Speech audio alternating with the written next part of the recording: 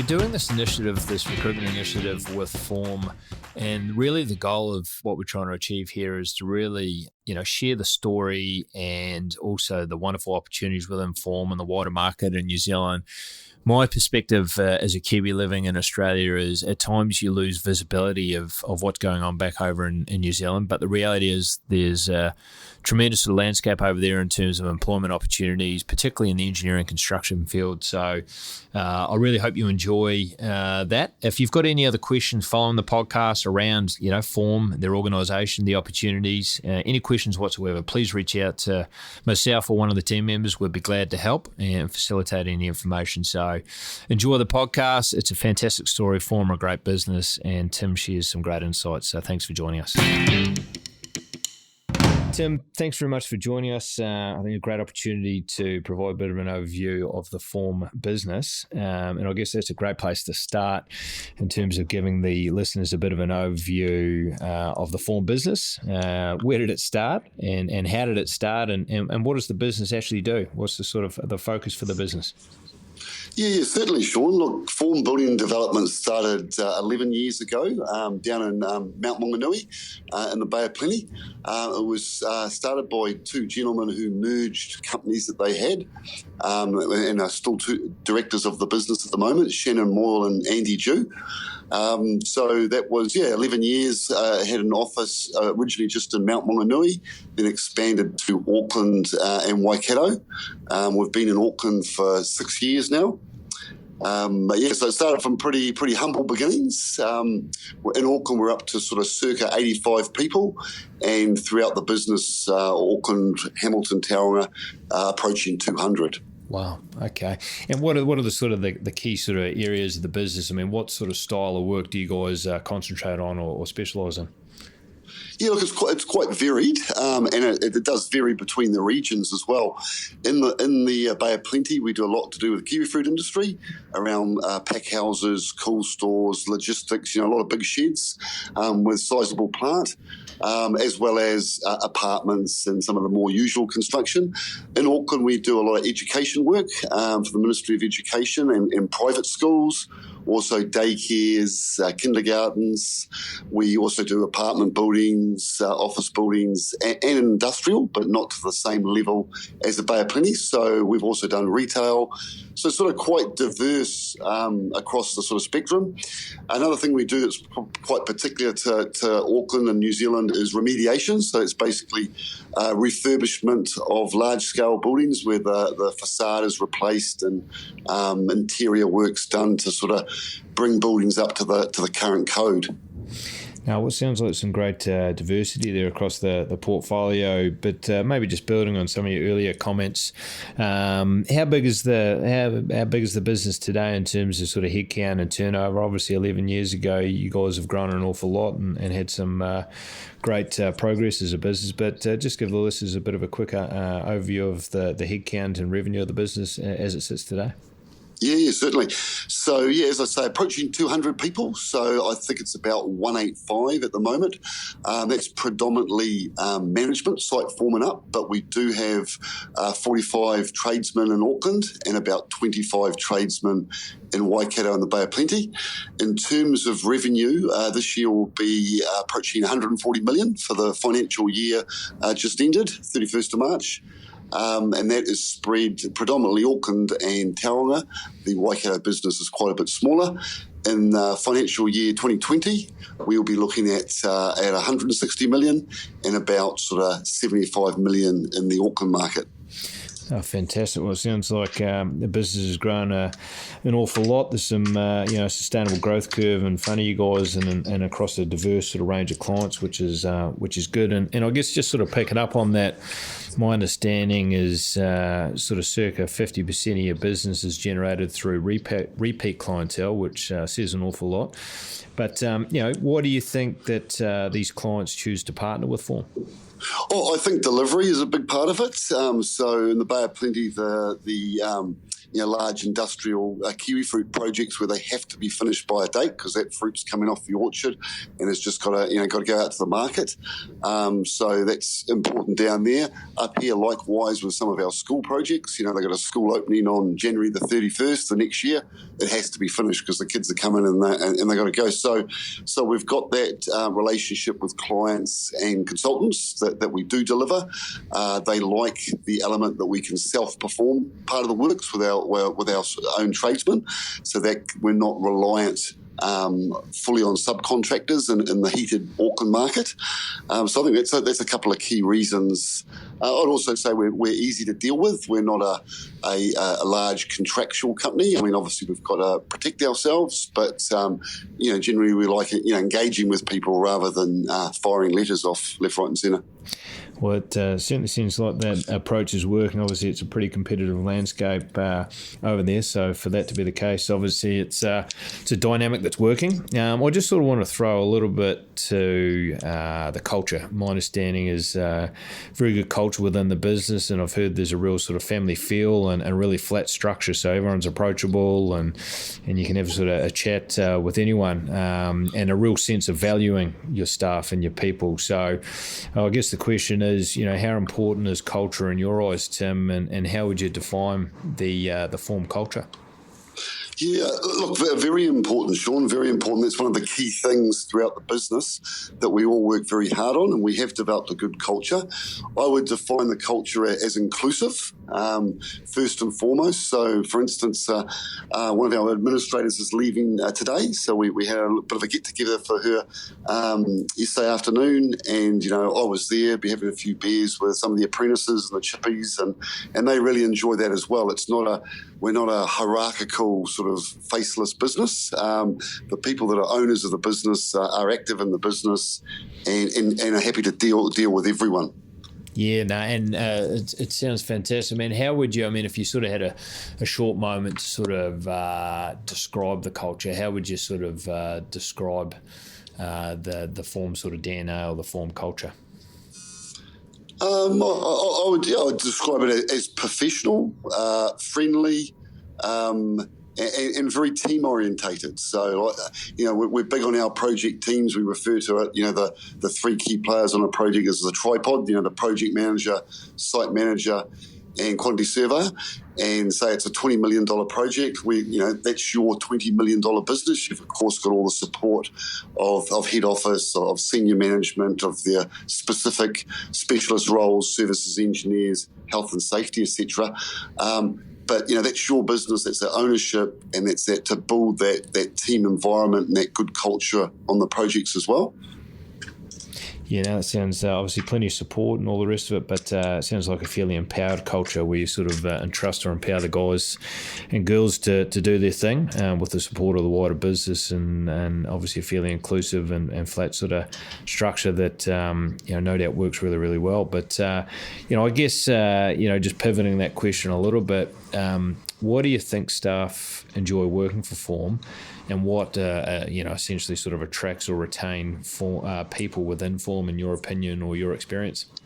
Yeah, well, one part of it would be the social element. So, for instance, last year we did, I think it was 25 of us did Tough Mudder. So a group of us did the 18K, another group did the 9K. So that was all a company event. We also have done Round the Bays, which is a run in Auckland. So we do, we have barbecues here out on the site, also in the office. So it still is a very sort of, there's a social element there as well. We're happy to do some sponsorship for, certain people in the business have got a sports team or, a sort of a hobby that requires a bit of sponsorship. We look at that. So people aren't just numbers, I suppose. They've got, they've got that real kind of buy-in to the business. I think getting specific to the work sites, our sites are well-resourced and organised. So we're not, bringing people in and there's sufficient work for them. The roles and responsibilities and structure is clear, so people know who they're reporting to, what's expected of them, and then there is follow-up on that. So we have an annual performance review and very keen on training people. Our sort of perfect idea is as somebody comes on board as an apprentice and they work through from apprentice to carpenter to leading hand, get a tertiary qualification, site foreman, site manager. That's really how we see our future. We can't always be tapping externally in the market. We've got to grow our own people as well. So I think a lot of the people really value that as well. And there's already been a lot of promotion within the business. So people know there is that opportunity there. No, fantastic. Well, it sounds like there's some great connectivity in amongst the group and relationships across a couple of different fronts. But I think the other key aspect I took from that is just the clarity and promotion of career progression and promoting development within the company. So those two dynamics obviously working well. And just sort of picking up on part of your earlier comment as well, I understand you guys are pretty big advocates of supporting the community. What do you guys support in that regard, and what do you guys choose to do that?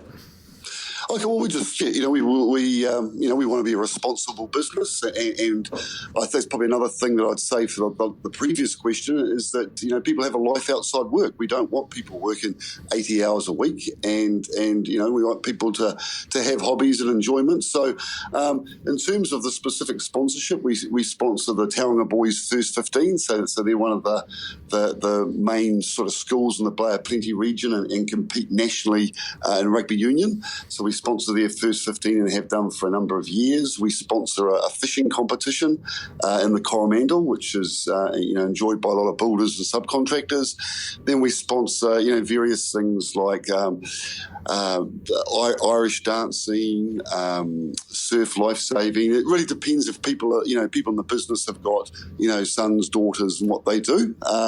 We have set aside a budget every year for sponsorship. Definitely active in that. No, it sounds fantastic. It's good that you guys are really giving back to the community and also supporting some of your staff, depending on sort of what is relevant to them or their families. I think that's a really good focus. I guess keen to sort of understand a little bit more about some of the personalities in the business. Obviously, you're a big part of the business, Tim. So I guess I'm keen to understand from your point of view, what do you look for in people who you work with or people that work for you? What are the sort of key things that are important to you? Oh, look, you're always thinking about fit with others in the business. Some we like, straight up people, people that, want to put in a good day's work, but also, focus on the task at hand, but can fit in a team, because it's all about that team dynamic in construction. So definitely team players, and saying that are able to work unsupervised, and just really, nice, friendly people, people that you can communicate with. We're not a corporate business. We are very very hands-on and personal. So people that like that sort of environment would be people I'm looking for as well. No, fantastic. And I guess, outside of work, you talked about the importance of obviously the business being successful and there's some great opportunities within it, but obviously it's important to have a life outside of work and have that diversity and balance in your life. So from your point of view, what do you tend to sort of get up to when you've got a spare moment outside of work? Yeah, sort of a range of things. If it's summertime, I like to get out and do a bit of diving, a bit of paddle boarding. My sister's got a place over in Waiheke, an island just off Auckland, so we go over there quite a bit, and that's really good for the water sports and kayaking. And also Auckland's quite it's good. There's water everywhere. Also try, as I'm getting a bit older, try and keep some sort of level of fitness. So get out for a few runs and that. And me and a couple of guys often go into coastal classics and around the bays and that sort of thing. If it's not the company, I'm married and with two daughters as well, so obviously family takes up a bit of time. So I also get out and do a bit of hiking when time allows down country. So not playing any competitive sport anymore. Oh, it sounds like you've got a fair bit on your plate, but you've got some good things outside of work to keep you busy between your family and other endeavours, which is great. So I guess I sort of want to ask some questions quickly of Andy Dew, who you mentioned before is the Form MD and obviously a big part of the business. So how would you sort of describe his personality and maybe his strengths, just to give the listeners a bit of a snapshot of Andy? Yeah. I suppose the first thing I'd say is a good bugger. He is a good bugger. Andy started out as an apprentice on the tools. He ended up buying the business where he did his apprenticeship from, where the guy was retiring. And as he says himself, he started out doing fence posts, then he started doing decks, then he started doing houses. So he's a guy that's come, right from the bottom, if you like, worked his way up. It's all self-made, and merged with Shaun Waddell's business. So yeah, look, a real straight shooter. A guy that cares about people. He's one of the big drivers of the form culture and having the right culture where people respect each other and have some enjoyment as well. It's not we spend a lot of time at work. We want to enjoy it as well. So he's based in the Mount Maunganui. He's born and bred down there and still lives down there. And he's up in Auckland at least once a month and also across to Hamilton. Oh, fantastic. No, sounds like a great man and obviously a very good operator, and he's obviously been pivotal to the growth of the company. But outside of work, what can you sort of share about what Andy sort of tends to do to get away from business and enjoy a bit of downtime? Yeah. So, well, they both, as I say, live in Mount Maunganui, so they own a large boat. So they've sort of reaped on some of their success. So they try and get out in that, frequently if they can. It's a bit of a beast, but go for a fish and a dive. Andy was coaching a sevens team. I'm not too sure if he's still doing that, but he's a pretty active guy. He keeps himself fit.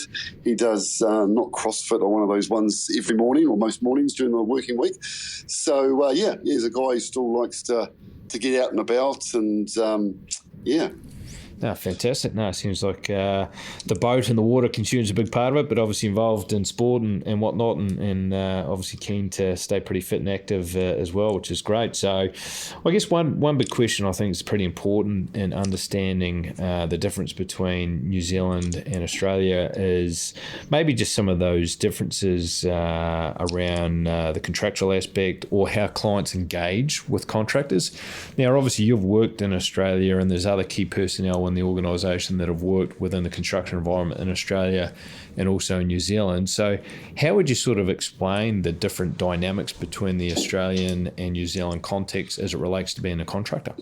Yeah, certainly. Well, I think what they've picked up in New Zealand is, with so much work on, the industry's been under pressure, and there's been a few failures of sort of good-sized contractors. So it's sort of been led by the government, which kind of needs to be the one to lead it, and they're much more realistic around sort of a risk and the transfer of risk. So to give you an example, a school job or two schools actually that we've picked up south of Auckland. We're not fixing the price until building consent documents. Whereas if I go back 4 or 5 years ago, the Ministry of Education would be saying, we want you to fix the price and take all the risk at prelim design. So I think it's dawning on the government, and that's also rolling through to private players, that there needs to be a better allocation of risk. Just sort of pushing everything onto the contractor and kind of that race to the bottom, they're not going to get a good outcome as well. So, New Zealand being a much smaller place,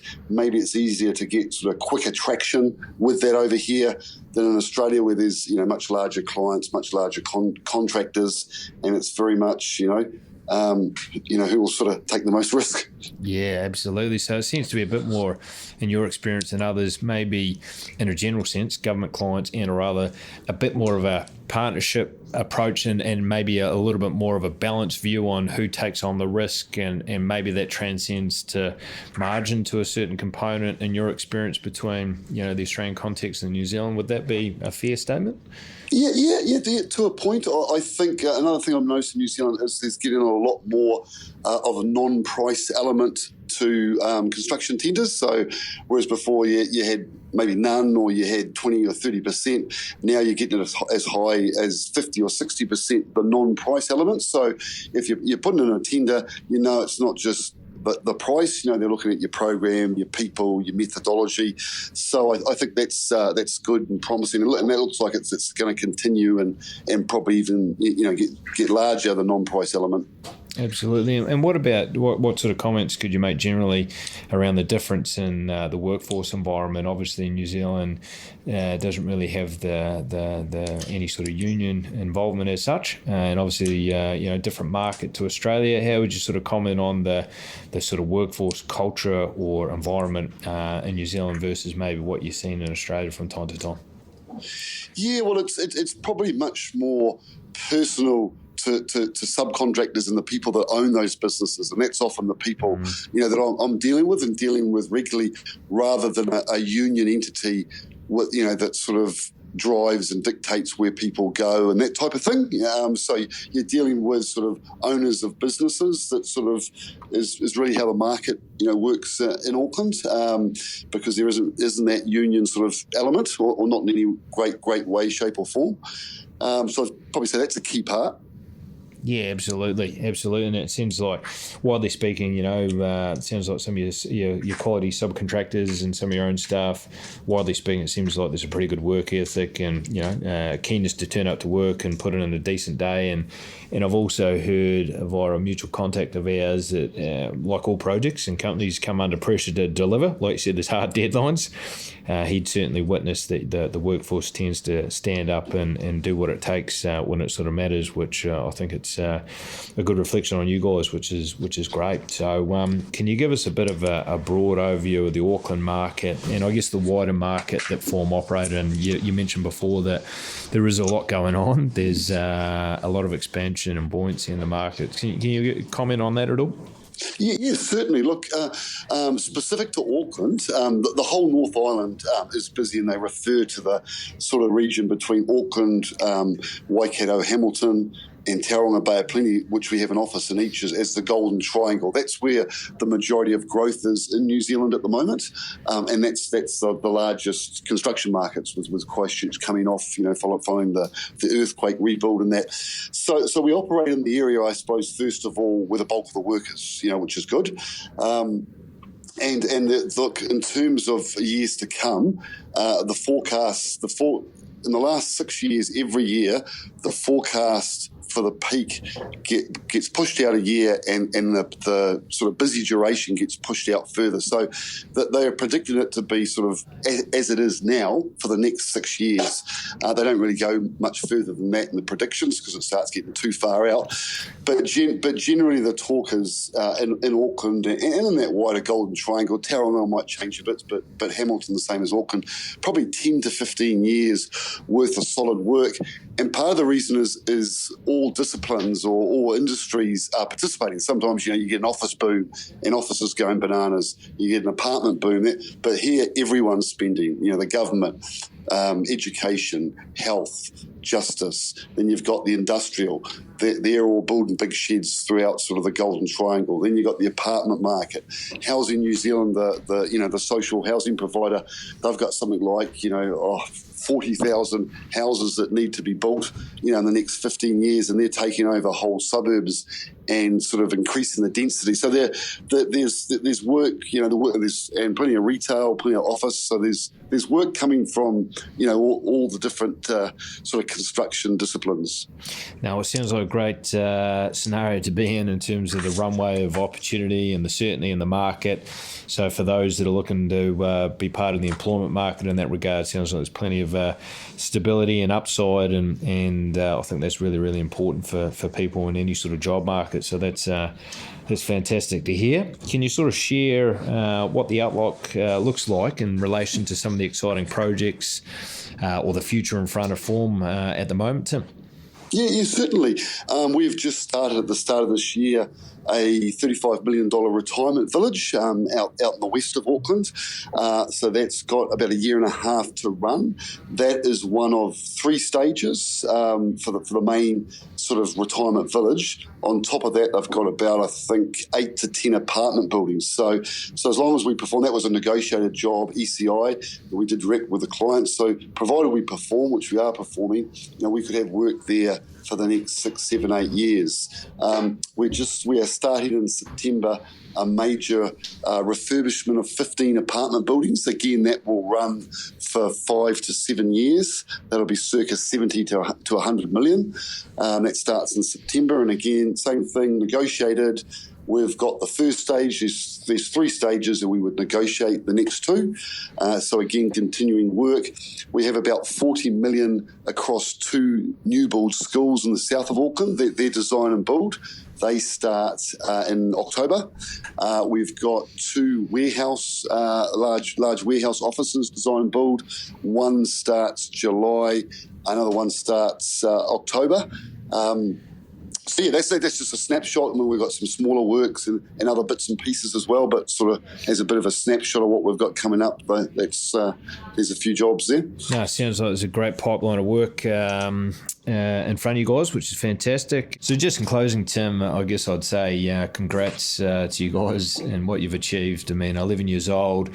You've obviously got a great business. You've got some fantastic people working for you. You've got a bright future, some great customers that back and believe in what you guys do. But if people want to find out a little bit more about the organisation, where can they go to find out more about a website or social media? Where can people find out a little bit more about you guys?